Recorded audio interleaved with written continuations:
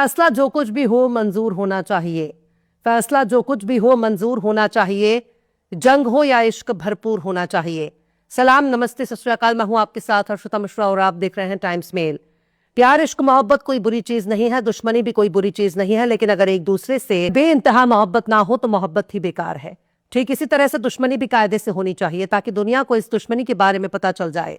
यानी इश्क करो तो पूरी शिद्दत के साथ करो, वरना खामोश बैठे रहो। पर अगर दुश्मनी निभानी है तो दुश्मनी करो तो जमकर करो, और ऐसा करो कि कभी भी पछताने की नौबत ना आए, वरना पूरी दुनिया में शर्मसार होना पड़ता है। कुछ यही हाल अमेरिका और इजराइल का हो रहा है, क्योंकि उन्होंने खुद से कमजोर और कमतर समझकर ईरान से दुश्मनी मोल ली, जिसका अंजाम मिडिल ईस्ट में कभी ना बुझने वाली एक ऐसी आग के तौर पर देखने को मिल रहा है, जिसे अमेरिका और इजराइल लाख चाहने के बावजूद बुझाने में नाकाम हो चुके हैं। डोनाल्ड ट्रंप ने सोचा ही नहीं था कि मिडिल ईस्ट में उनको मुंह की खानी पड़ेगी। आज एक के बाद एक अमेरिकी फौजी मारे जा रहे हैं, एक के बाद एक उनका फाइटर जेट आसमान से जमीन पर गिर रहा है, एक से बढ़कर एक उनके मिलिट्री ठिकाने धुआं धुआं हो गए। इसलिए ईरान के साथ बातचीत करने के लिए गिड़गिड़ा रहे हैं। और जब ईरान ने जंग रोकने से इनकार कर दिया, तब डोनाल्ड ट्रंप अपनी यूरोप के साथियों से जंग रोकने के लिए जोर आजमाइश कर रहे हैं। यूरोपियन यूनियन ने अब ईरान को मनाने के लिए कोशिश शुरू कर दी है, पर यह सवाल तो उठता ही है कि जंग अमेरिका और इजराइल ने शुरू की थी, तो फिर जंग बंद करने के लिए ईरान से क्यों गिड़गिड़ाया जा रहा है? यही तो मसला है जो ताकतवर और कमजोर के बीच के फर्क को जाहिर करता है। आखिर कैसे ईरान के पलटवार के बाद डोनाल्ड ट्रंप की अकड़ हो गई ढीली? आखिर कैसे अमेरिका का घमंड हुआ चूर चूर? आखिर कैसे ईरान को मनाने में जुटा यूरोपियन यूनियन? आखिर कैसे ईरान से दूर भागना चाहता है अमेरिका? बताएंगे आपको और भी बहुत कुछ। लेकिन आप अगर हमारे चैनल पर नए हैं और पहली बार हमारे वीडियो को देख रहे हैं तो हमारे चैनल टाइम्स मेल को सब्सक्राइब कर ले, वीडियो को लाइक कर दे और बेल आइकन का नोटिफिकेशन बटन भी प्रेस कर दे, ताकि बिना देरी हमारी हर खबर आपको मिलती रहे। लौटते हैं अब खबर की तरफ। अमेरिका और इजराइल ने अपने मुश्तरका हमले में supreme leader Ayatollah Ali Khamenei का कत्ल करने के बाद ईरान पर हमला जारी रखने वाला बयान दे रहे हैं और कह रहे हैं कि जब तक हमारा मकसद पूरा नहीं होगा तब तक जंग जारी है। लेकिन जनाब बयानों और पर्दे के पीछे की हकीकत कुछ और ही मंजर क्यों बयां कर रही है? ईरान ने मिडिल ईस्ट मौजूद अमेरिकी ठिकानों पर अपना हमला जारी रखा है। ईरान ने अमेरिका के उस बयान को भी झूठा और फर्जी करार दिया है, जिसमें डोनाल्ड ट्रंप ने दावा किया था कि ईरान उनके न्यूक्लियर डील के लिए फिर से बातचीत करना चाहता है।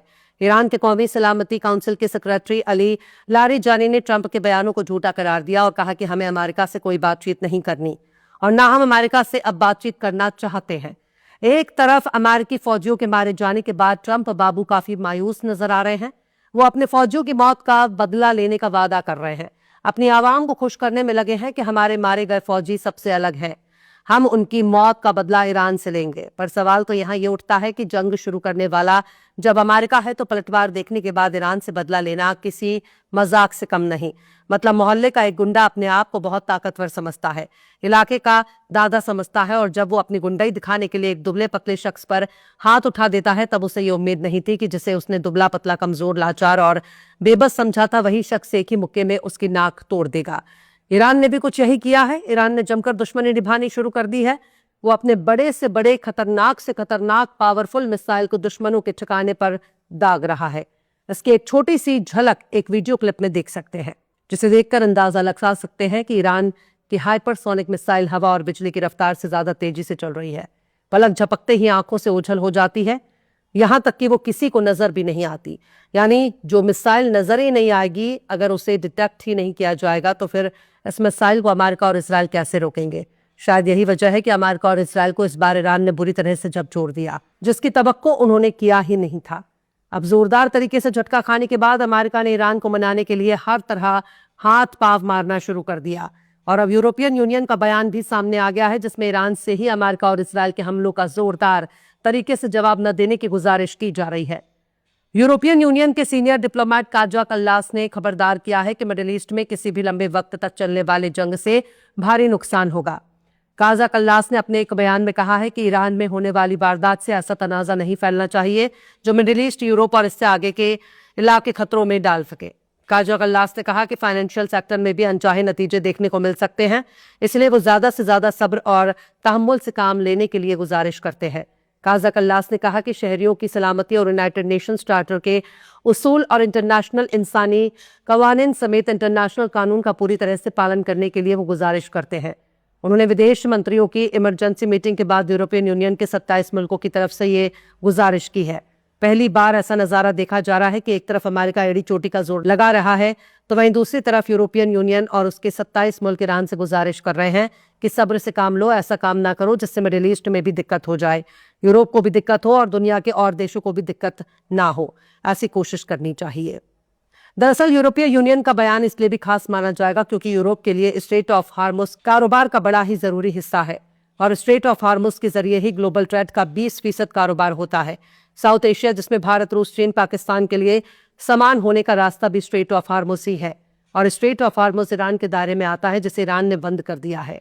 अमेरिका और इजरायल के हमले के बाद ही ईरान ने स्ट्रेट ऑफ हार्मुज बंद कर दिया और सैकड़ों की तादाद में जहाज इस वक्त लंगर डालकर रास्ता खुलने का इंतजार कर रहे हैं। ईरान अच्छी तरह से जानता है कि किसी भी जंग के पीछे पैसे की ताकत छिपी होती है। अगर ईरान को अमेरिका और इजरायल परेशान कर रहे हैं तो उसके लिए भी तेल है, जिसे हासिल करने के लिए ही अमेरिका और इजरायल ने ईरान में हुकूमत तब्दील करना चाहते हैं, जो नहीं हो सका। स्ट्रेट ऑफ हार्मुज के बंद होने की वजह से इन तमाम मुल्कों को भारी भरकम महंगाई का बोझ उठाना पड़ रहा है, जो स्ट्रेट ऑफ हार्मुज के जरिए ही कारोबार करते हैं। महंगाई अचानक से आसमान छूने लगी, तेल के दाम भी आसमान छूने लगे। ईरान स्ट्रेट ऑफ हार्मुज को अपने लिए एक बहुत बड़ी जंगी हिकमत अमली के तौर पर देख रहा है। ईरान को अच्छी तरह से मालूम है कि जब तक किसी की जेब पर चोट नहीं पहुंचेगी तब तक दुनिया को अपनी ताकत का एहसास नहीं कराया जा सकता।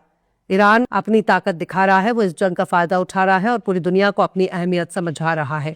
ईरान इसी हिकमत अमली पर काम कर रहा है और एक तरफ वो इसराइल और अमेरिका को निशाना बना रहा है। इसराइल में आग लगा रहा है, मिडिल ईस्ट में आग लगा चुका है, वहीं दूसरी तरफ दुनिया के कारोबार का एक अहम हिस्से पर ताला मार चुका है और चाबी लेकर खामोशी से जंग लड़ रहा है। स्ट्रेट ऑफ हार्मुज के ना खुलने की वजह से अफ्रीका का चक्कर लगाना बहुत महंगा पड़ सकता है। इसमें वक्त और पैसा दोनों ही बर्बाद होगा।